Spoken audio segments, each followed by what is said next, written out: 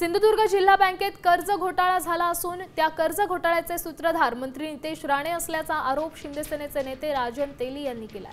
कर्ज वाटपाची सखोल चौकशी करावी अशी मागणी देखील त्यांनी केली आहे। तर बँकेतील कर्ज घोटाळा प्रकरण फडणवीसांनी ईडीकडे सोपवावं असं संजय राऊत म्हणाले।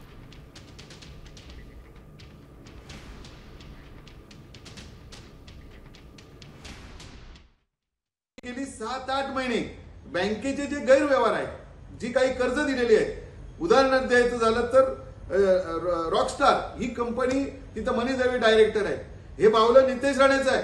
नितेश राणे पालकमंत्री यांच्या मार्गदर्शनाखाली ही बँक चालली आहे, याचे सगळ्याचे मागे ते आहेत। आणि मग त्याला कर्ज देताना त्या रॉकस्टारला डायरेक्टरच परत राजीनामा दिला। एकदा 7.5 कोटी दिले, दुसऱ्या वेळी 10 कोटी रुपये दिले।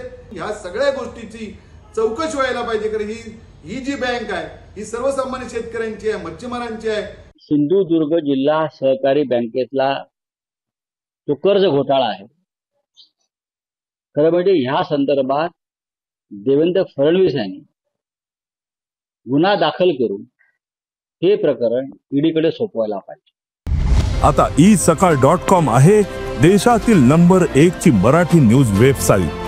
प्रत्येक अपडेटसाठी isakal.com ला नक्की भेट द्या।